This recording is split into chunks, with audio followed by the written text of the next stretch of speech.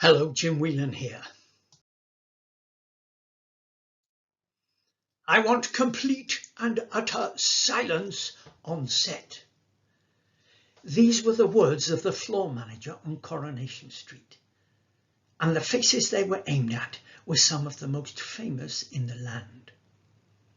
We were about to shoot the pivotal scene at Vera Duckworth's funeral, and husband Jack was about to pay tribute to his beloved swamp duck. While they were tweaking a few lights, Bill Tarmy, who played Jack, asked me to go outside and have a chat while he smoked yet another cigarette.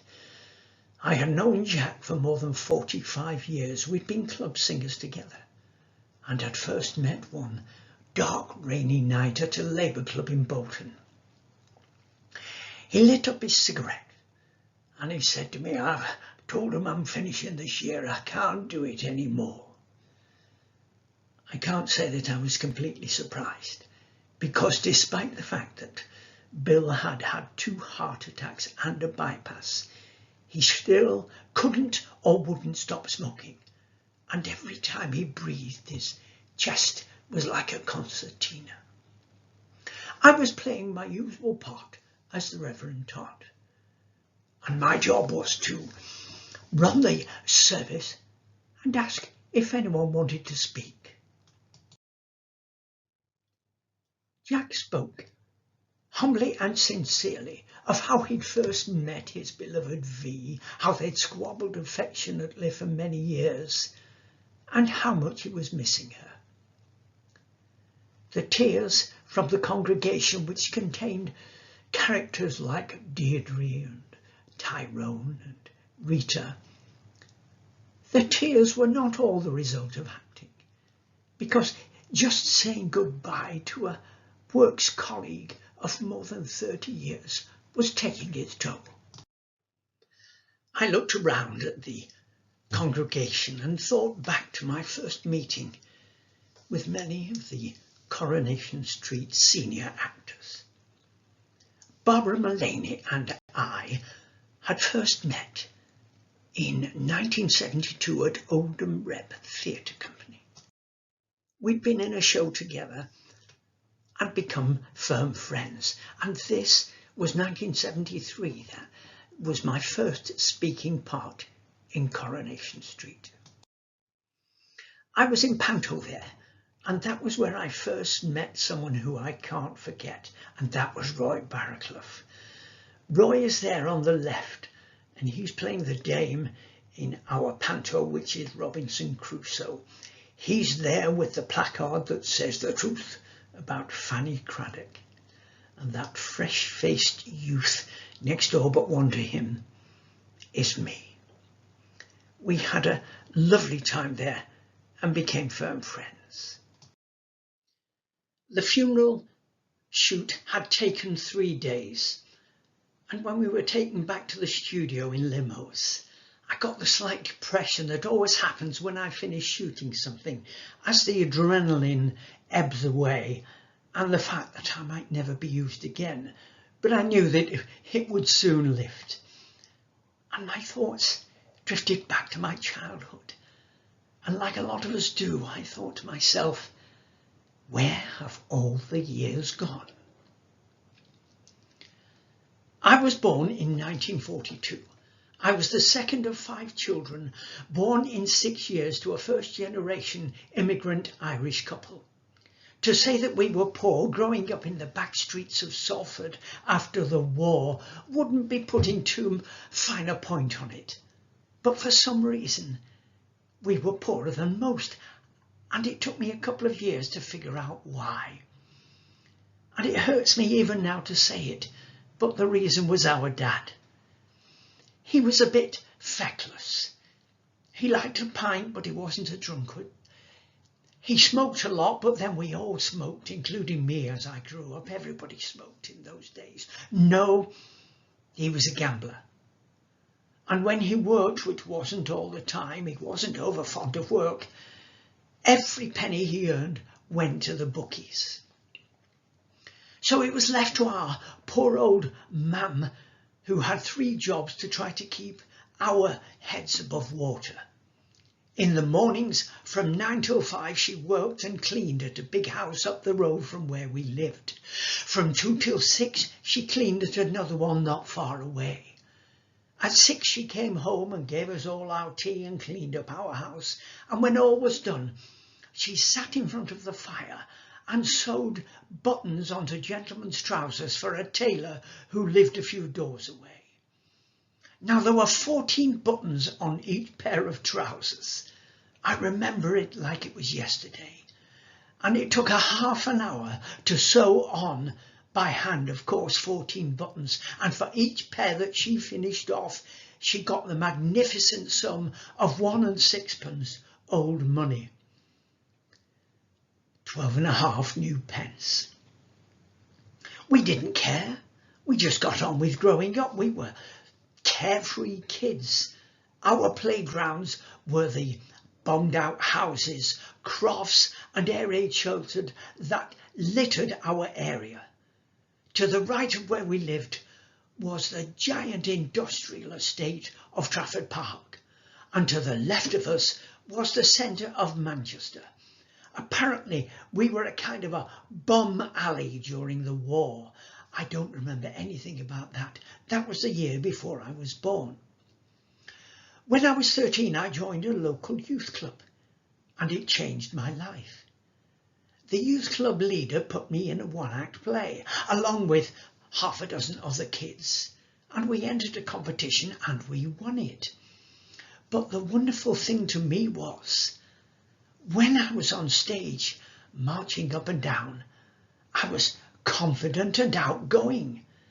Now, as a child, I was a very sensitive and backward child. I never thought I was worth anything. I had no sense of self-worth. This, I think, derived from, well, it's something that I hate to talk about, because when I was a child, until I was 5 or maybe 6, I used to wet the bed. Now that was bad enough, but worse than that was my mum not knowing I would go to school wearing the same vest that I'd slept in, and as the radiators heated up the schoolroom, I reeked of wee, and people used to call me Smelly Whelan, and I would fight them every day of the week. But suddenly, here I was, aged 13. Believe me, the weeing, the bed had stopped a long time ago, and I was full of excitement, and I couldn't understand why. I realised later it was adrenaline, and I thought to myself, this is what I want to do. So I was in a few plays at the youth club, and when I left there I joined Salford Players Theatre, a lovely amateur theatre which was flourishing at the time, 600-seater theatre in a disused Methodist church. They did 6 productions a year. They were nice people, and I loved every minute. Now, one thing did annoy me.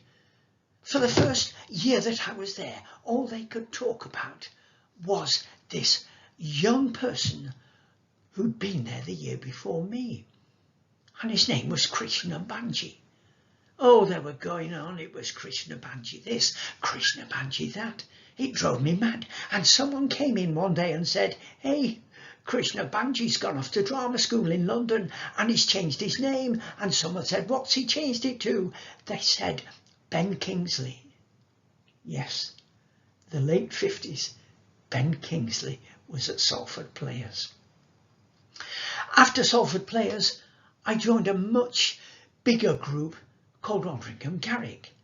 They were very professional and were the national theatre of the amateur theatre in the Manchester area in those days.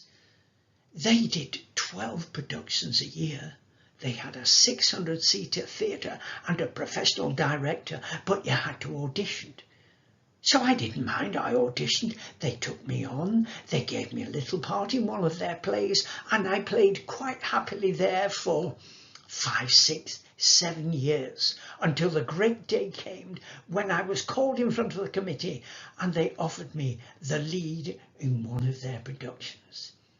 Now this, as far as it went, was the top of the tree in amateur theatre.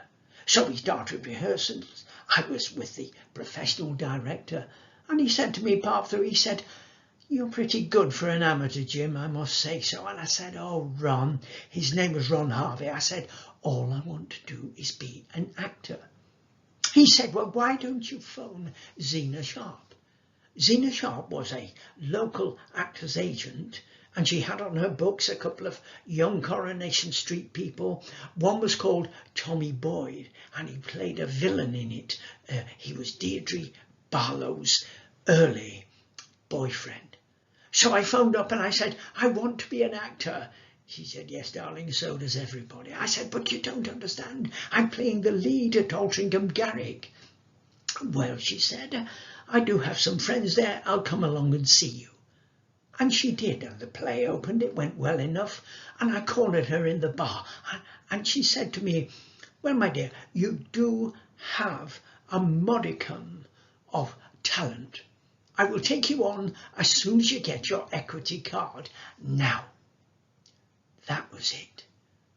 I had no equity card, and at that time, we're now into the middle 60s, maybe approaching the late 60s. You could not appear on television in any way, shape or form without having an equity card, and you couldn't get an equity card without having some jobs on your CV. So I didn't have it, and I was distraught. And Ron Harvey, my director, said to me, "What's the matter with you?" And I told him. He said, "Now wait a minute. I've seen you sing, haven't I, in our pantos and musicals and so on?" I said, "Yes." He said, "Well, if you go and sing in a pub and you get paid, even if it's only £2 a night, if you get a letter to that effect and take it to equity, they will give you a temporary card, and then within 6 months you get 3 jobs on the card. They will make you permanent." So I thought, that's what I'll do. So I went out, I bought 12 pieces of sheet music, which was all the rage at the time, and I went to the local talent comps and auditions to try myself out. And for 3 months I was awful. I couldn't control my nerves. I had a singing voice in the same range as Matt Monro or Vince Hill and people like that, not a tenth as good, but I could carry a tune. And after about 3 months, I managed to control my nerves, and I got a booking at a club, and I got away with it, and I did the booking, and I took the letter from the concert secretary down to equity. They gave me a temporary card. I went to Zena, and she took me on. I was over the moon. She interviewed me, and she said, "Now, darling, what experience have you had in television?" She was very wise. I said, "None." She said, "Then you will have to start at the bottom. You will have to become a background artiste." That's a posh name for extra. And an extra I became for the next 5, 6, 7 years.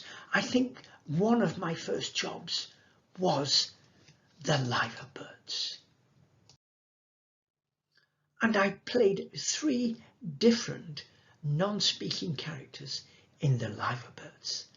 And then after a little while, I got a couple of lines.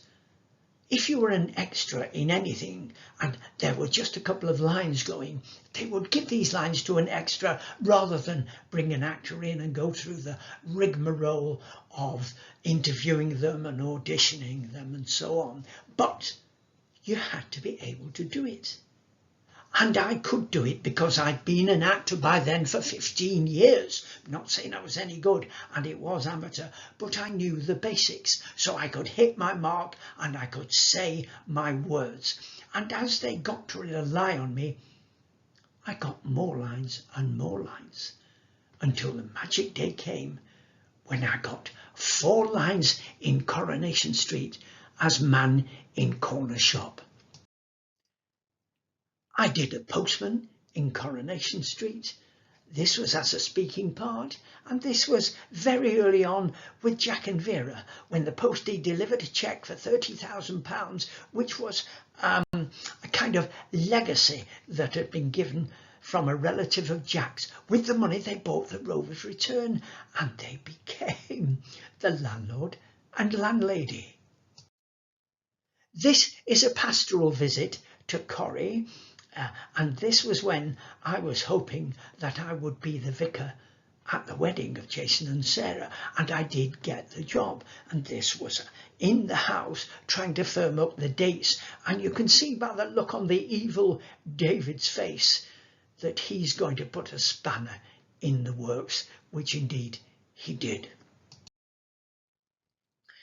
I played 5 different characters in Last of the Summer Wine, starting as a car salesman in 1972 and finishing up as the church warden when I had a lovely scene about 7 or 8 years ago in the final series, and my scene was with the lovely Peter Sallis.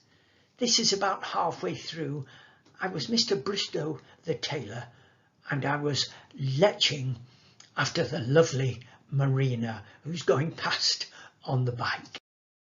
This was the vicar in Emmerdale, and I had just married Sadie and Alistair in what must rank as the shortest wedding ever, even in a soap, because the minute I'd married Sadie and Alistair, burst into the church Sadie's lover, who was not Alistair, much to the annoyance of the vicar.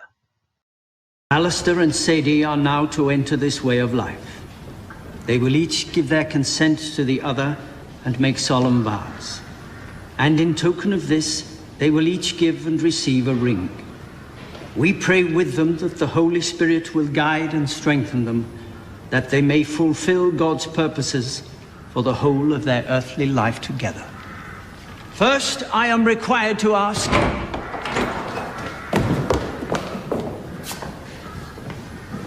There is a God. He's not here. He must have had a change of heart. Right, come on, let's go. If you could take your seats as quickly as possible, we will continue. Wrong side. We're not even invited. I am required to ask anyone present who knows a reason why these persons may not lawfully marry to declare it now. Any minute now? Shut it, Jimmy.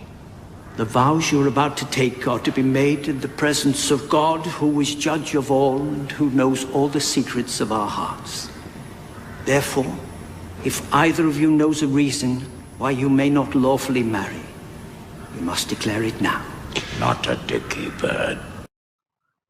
I used to have to pinch myself when I was on the set with Caroline Aherne. Caroline auditioned me over the phone, gave me the job as Father Kennedy in the royal family, directed me and made me look good. I was in about 4 or 5 scenes, some of them very funny. I got a call the day before transmission to tell me that my scenes were cut. Caroline, as was her habit, had filmed actually an hour and a half, and it had to be cut down to an hour for the current episode. And as the by far most unimportant member of the cast, my scenes had to go. But somebody somewhere found my scene and sent it to me, and so I do have it. So this is something which has never been seen before anywhere. This is one of my scenes from the royal family. That was a lovely service, Father. It was actually beautiful. It actually sounded as though you'd met her. I take that as a huge compliment, Mary. I let you into a little secret, Mary. I use the same speech for them all, and it works wonders. Isn't that the goodness of God, Father? He made us all the same. And he made my job a lot easier. Father! She's the one that holds it all together. And there's no doubt that Nora was certainly that. Her name was Normal, Father. course it was.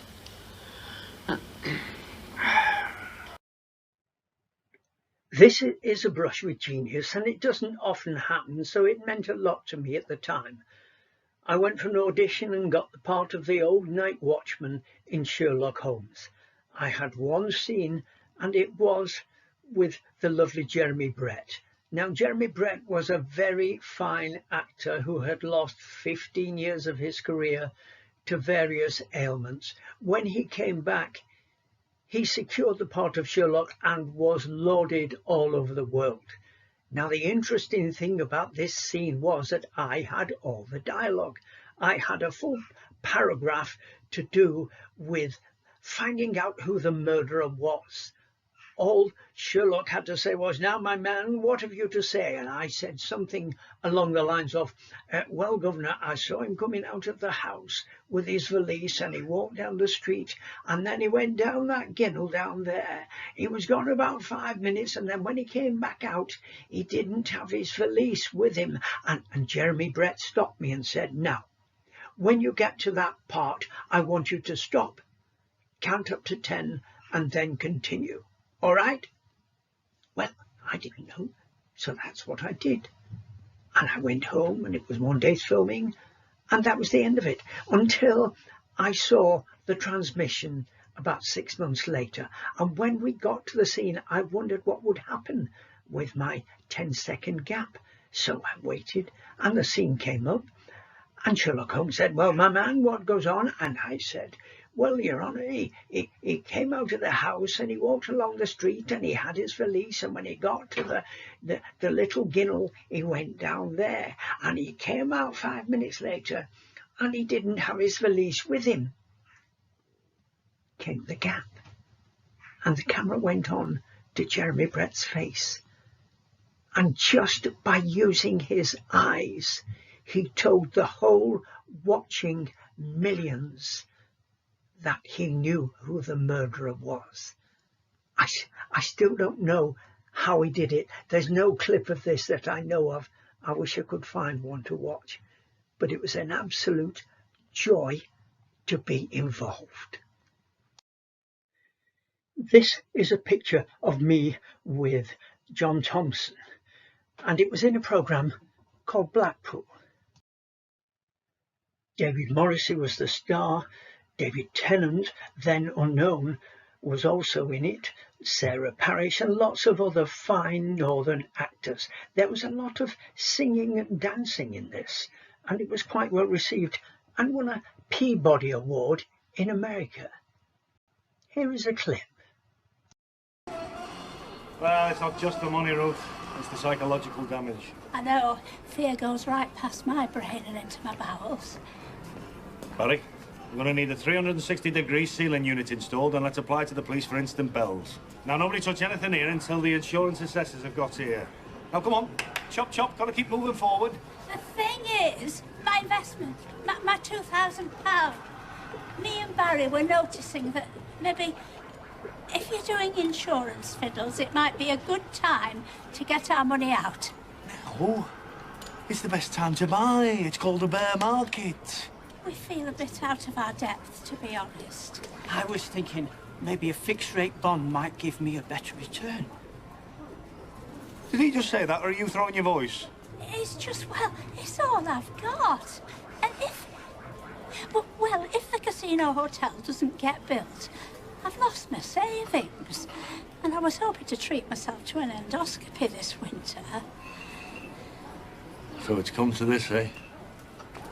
My oldest trusted business partners want out. Well, not out exactly, just less in. Read the Bible, have you, Ruth? Yes. Parable of the talents mean anything to you? The slave that hid the talent in the ground. What return did he get on his investment, eh? He was cast out into the outer darkness where there will be a weeping and a gnashing of teeth. Oh, come on.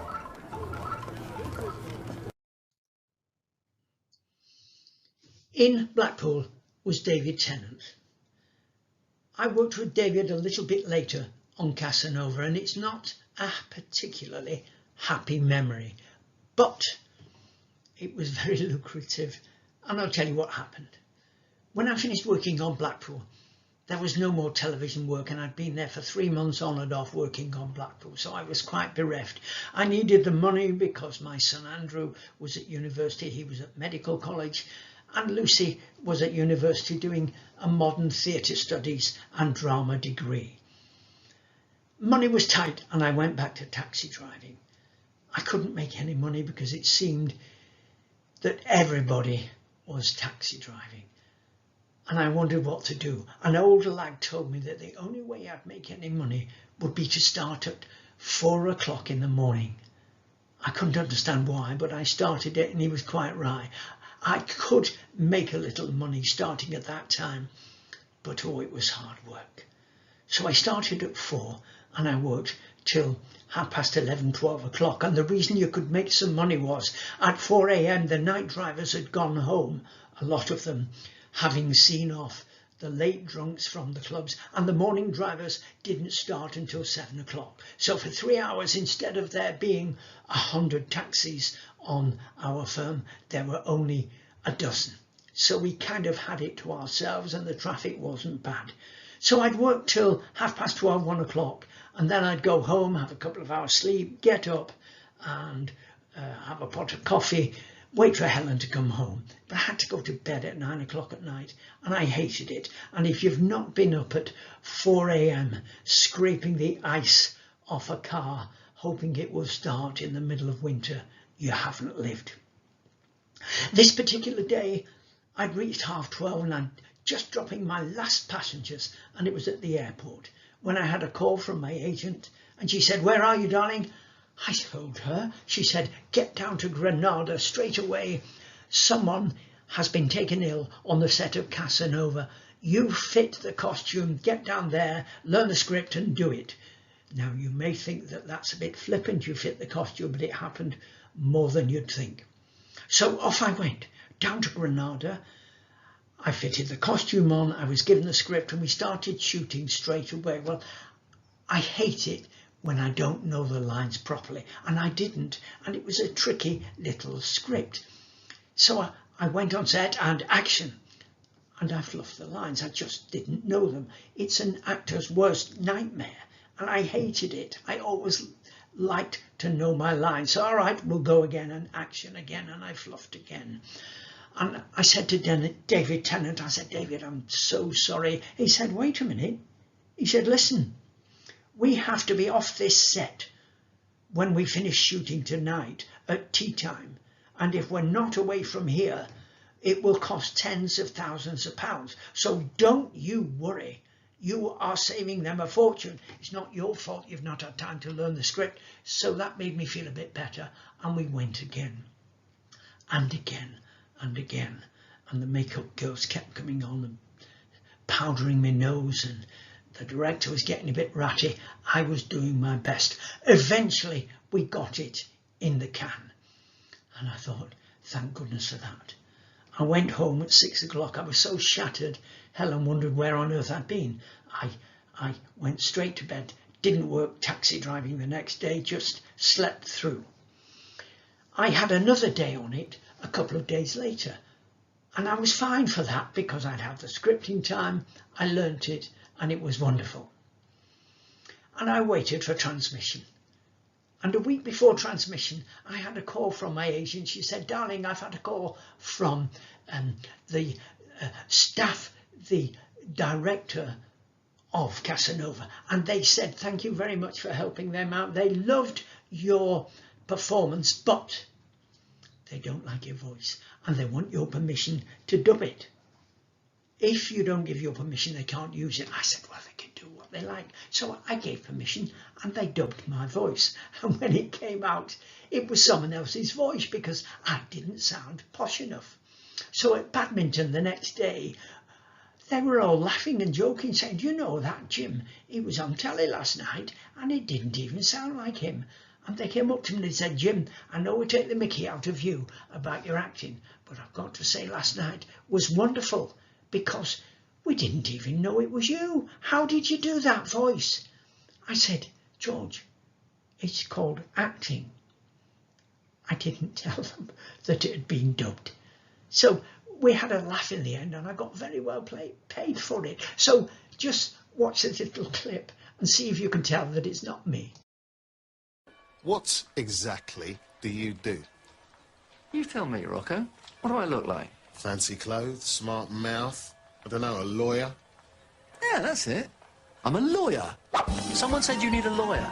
My family owns a plot of land on the Alto Adige, but the secular committee claims that it comes under their jurisprudence. I need an expert in property law. What a coincidence. That's me. It was good fun in the end, and it was quite amusing. On we go to Home Fires. This was 5 or 6 years ago, and it was one of the happiest programmes I've ever had anything to do with. The lady with me there is Jacqueline Pilton, and Jacqueline played Cookie and I played Thumbs in Home Fires.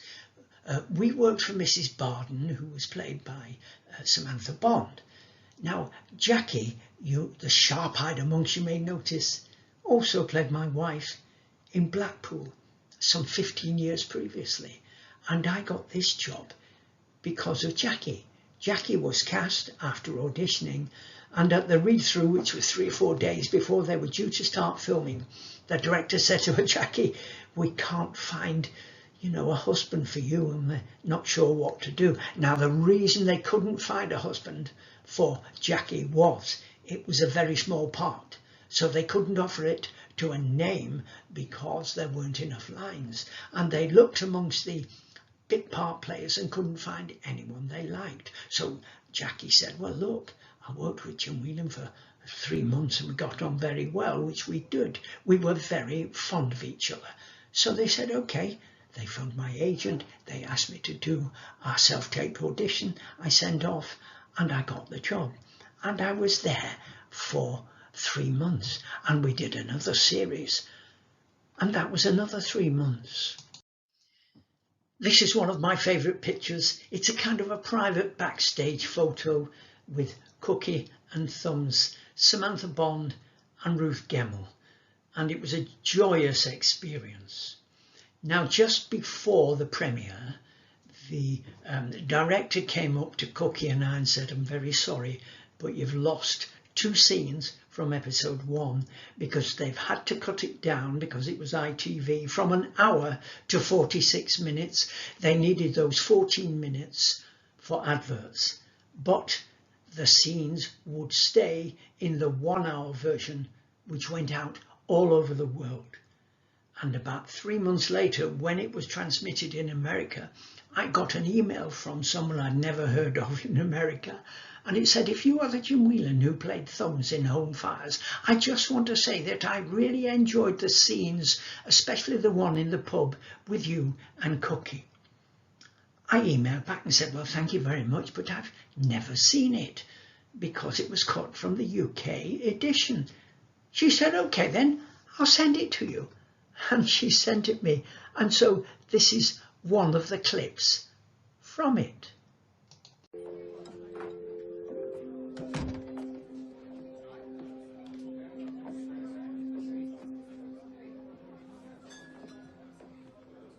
You can lead a horse to water. Don't mean he'll jump ship for Claire. Bird in the hand. There's no magic there. Trust me. It's a question of when he throws her over, not if. Don't mean he's good enough for her. No, but it gives her a clear path to find out.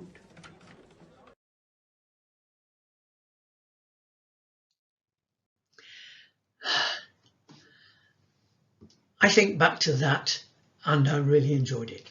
Now, the point is, when you're an actor, you have to do whatever you can. And for 5 years, I played in a programme called Rogue Traders. The sharp-eyed amongst you might notice that the person on the right is no longer with Rogue Traders. I played the old fogey who gets scammed, and every time I played one of these programmes, I would grow a bit of a beard to try and look older, and I brought a stick, and I was more infirm than I had to be. It could be a lot of pressure, and Matt Allwright came along at the end and did a gotcha on the rotters and so on. I found it quite lucrative and I really enjoyed it. After most programmes, Matt and I would do what we call the funnies. This was after one where a man tried to sell us lots of things for health, and although I had my stick over my arm there, we'd do some little, but they were either butt-clenchingly embarrassing or quite funny. But for 5 years I enjoyed myself on Road Traders. I lost the job when I was recognised, and that was the end of that. Now, the point about being an actor is you never have to retire. This time last year, I got a job with American superstar Rob Lowe. He was in The West Wing, and it was a very well-made series and cost a lot of money. Rob Lowe was paid, wait for it, £1.5 million for his participation in the series. I was there a week, and I safely say that I received a lot less. The point about Rob Lowe is he's such a good-looking character that whichever way he looks, the camera just adores him. I mean, that man is 56 years old, and he, to be honest, he was quite nice and quite chatty and would speak to the extras as well, which a lot of big part players don't do. So I enjoyed it tremendously. That's another picture of him. This is my character. I played the father of one of the regulars in it, who was Anthony Flanagan, a very, very fine actor. And we played our scenes together. This is a picture taken by one of the makeup girls through the monitor, hence the bits around the side. But I think it's quite atmospheric. So you see, you don't have to retire. It's just as well with the amount of money I get from the pension. But I thoroughly enjoyed it. That's me with my son, Anthony Flanagan, in Wild Bill. Now, I don't often think about Dad, and when I do, I wonder what went on with him to cause him to be the way he was. I do think of our mum, and of course I do regret that we didn't help her more and we were children, but we just got on with growing up.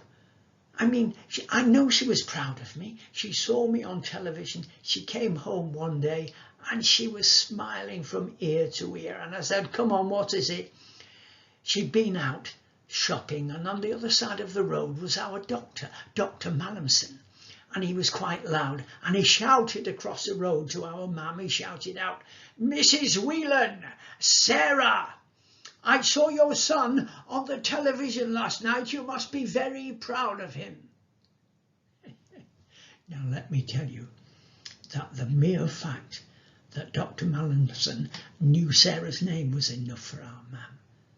So how proud would she be if she knew, and maybe she does know, I hope she does, that her grandson, my son Andrew, our son Andrew, is now not just a hospital doctor, but he is a consultant. How proud would she be? And that our daughter, Lucy, is here in Eastbourne, where we now live, teaching. How things can change in what is really the blink of an eye.